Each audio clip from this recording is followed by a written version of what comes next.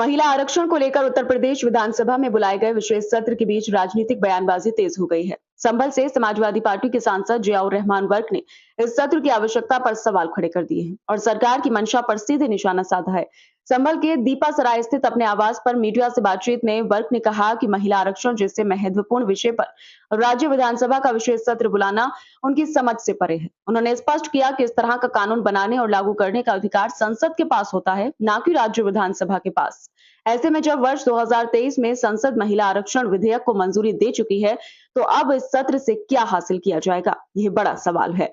Work ने केंद्र सरकार पर आरोप लगाते हुए कहा कि बिल पास होने के बावजूद उसे अब तक लागू नहीं किया गया है। उनके मुताबिक अब दोबारा इस मुद्दे को उठाकर जनता, खासकर महिलाओं को भ्रमित करने की कोशिश की जा रही है। उन्होंने इसे राजनीतिक लाभ लेने की रणनीति बताया, न कि किसी ठोस फैसले की पहल। सपा सांसद ने कहा कि विपक्ष शुरू से महिला आरक्षण के समर्थन में रहा है और संसद में बिल पास कराने में उसकी महत्वपूर्ण भूमिका रही है। हालांकि परिसीमन के नाम पर हो रही राजनीति पर उन्होंने आपत्ति जताई।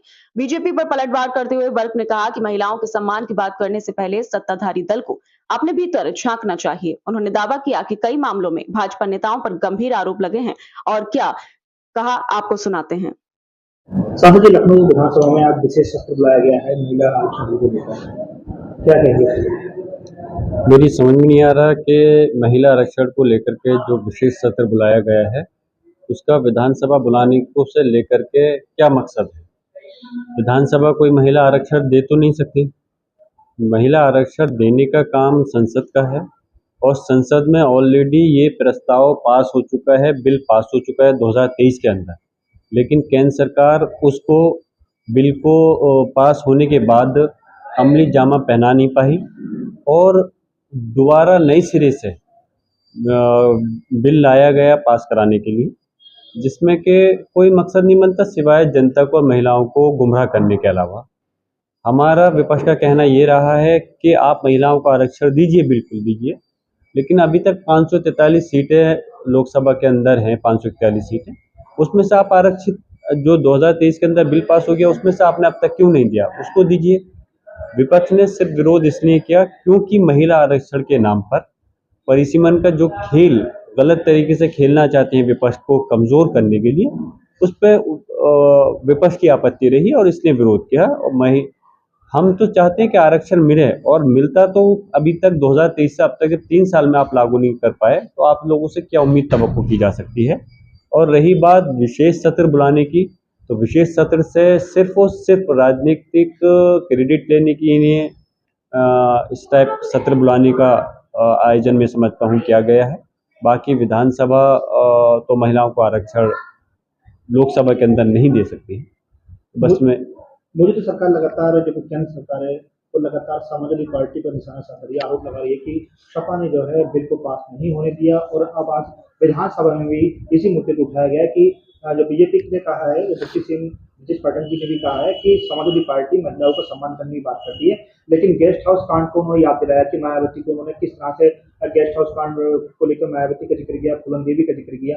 तो बीजेपी ने कहीं ना कहीं एक समाजवादी पार्टी को घेरने की कोशिश भी की है। आज ये मेरे अल्फाज नहीं हैं, प्रधानमंत्री जी के अल्फाज हैं। आप चाहें तो जो विशेष सत्र बुलाया गया था 3 दिन का संसद का, उसमें आप प्रधानमंत्री जी ने कहा था कि जब 2023 के अंदर बिल पास हुआ था महिला आरक्षण, तो सिर्फ उसके अंदर सत्ता पक्ष का रोल नहीं था बल्कि विपक्ष ने भी अपना भरपूर समर्थन देकर के उस बिल को पास कराया था।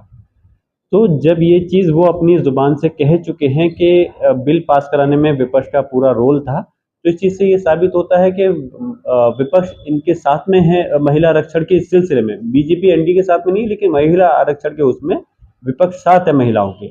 2023 में जब बिल पास करा चुके, हम तो सिर्फ एक जवाब ये चाहते हैं बीजेपी की एनडीए की सरकार से कि आप उसको अब तक क्यों लागू नहीं करा पाए। आपकी सरकार केंद्र के अंदर है, आपने जब बिल पास करा दिया तो उसको अमली जामा अभी तक आपने क्यों नहीं पहनाया। रही बात, अगर आप आरोप लगाते हैं समाजवादी पार्टी के ऊपर महिलाओं के अपमान को लेकर के, तो आप महिलाओं को अपमान को लेने से पहले अपने गिरेबान में झांकना चाहिए। आप देखें किस प्रकार से महिलाओं के साथ में एक नहीं कितनी सारे आपको केसेस ऑन रिकॉर्डेड जो मीडिया के माध्यम से लगातार बीजेपी के नेताओं ने शोषण किया है, चाहे विधायक हो, मंत्री हो, जो भी हो। तो उनकी कितनी सारी गिनती है। तो आप देखें उन लोगों के जो कारनामे हैं उसकी इसका आप कंपेयर समाजवादी से नहीं कर सकते। समाजवादी पार्टी माननीय अखिलेश यादव जी का की महिलाओं के प्रति सम्मान तो ये है कि उनका खुद अखिलेश जी का विरोध करते में एक महिला विधायक जब आग में झुलस गई तो माननीय अखिलेश यादव जी उनका हालचाल लेने के लिए हॉस्पिटल पहुंचे, जबकि उनका पुतला जलाने का प्रयास किया था लेकिन वो झुलस गई तो उनकी खैरियत हालचाल जानने के लिए वहां पहुंचे। ये तो महिला को सम्मान समाजवादी पार्टी अखिलेश जी कर रहे हैं। और बाकी सिर्फ आप इतना कर सकते हैं, मिसगाइड और गुमराह करने का प्रयास कर सकते हैं। लेकिन मैं जानता हूं कि यहाँ की महिलाएं और चाहे हमारे प्रदेश की हों, देश की हों, शहर नगर में रहती हों या देहात में रहती हों, वो भी जानती हैं कि इस समय जो बिल पास हुआ था इस समय समाजवादी या कांग्रेस की सरकार नहीं है कि इनके अंदर बीजेपी की एनडीए की सरकार है और 2023 से लेकर 2026 आ गया, अभी तक उस बिल को अमली जामा पहना करके लागू नहीं कर पाए। हमारा सवाल है कि आप क्यों 541 सीटों में से महिलाओं को आरक्षण नहीं दे पाए अभी तक। इस चीज का आप जवाब नहीं दे सकते तो यकीनन सारी का सारी चीजें इससे ऑटोमेटिकली क्लियर हो जाएगी। तो जिस तरह से विशेष सत्र बुलाया गया है इसके पीछे क्या उद्देश्य हो सकता है? हम तो आपसे खुद कह रहे हैं, आप खुद पत्रकार हैं, आप लोग भली भांति जानते हैं, लेकिन आपके उसके माध्यम से जनता तक भी ये बात पहुंचे जो विशेष सत्र बुलाया गया है, या तो विशेष सत्र का सरकार हमें मतलब समझाए कि हम विशेष सत्र बुला करके हो सकता है उनको कोई इस विशेष पावर मिल गई हो, वो अपना महिला आरक्षण लागू कर रहे हो तो बताएं इस पर। जब महिला आरक्षण के लिए आपके पास में विधानसभा के पास में अधिकार नहीं है तो आप विशेष सत्र बुला करके क्या पैगाम देना चाहते हैं? हम यही चाहते हैं कि सिर्फ राजनीतिक क्रेडिट का मतलब हो सकता है या लोगों को गुमराह करने का एक प्रयास हो सकता है, लेकिन हमें उम्मीद है कि लोग गुमराह नहीं होंगे।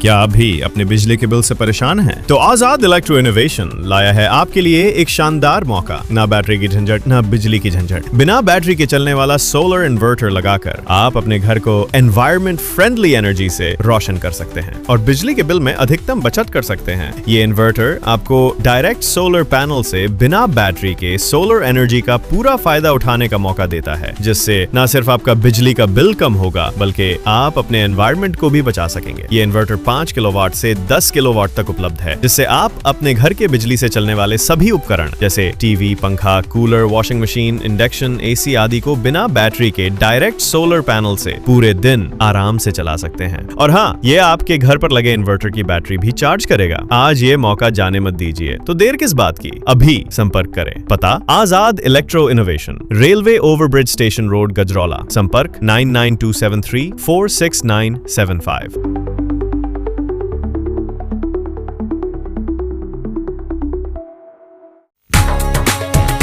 आपके गजरौला के यकबगड़ी में किफायती दामों पर boundary wall, parking bench, finishing Paul व किसी भी प्लॉट या खेत की बाउंड्री के सामान के लिए संपर्क करें। मोबाइल नंबर है 8468887097 और दूसरा है 9005582022। पता है Indian RCC boundary wall, national highway 9, gurdwara के पास, यकबगड़ी, पोस्ट गजरौला, जनपद अमरोहा।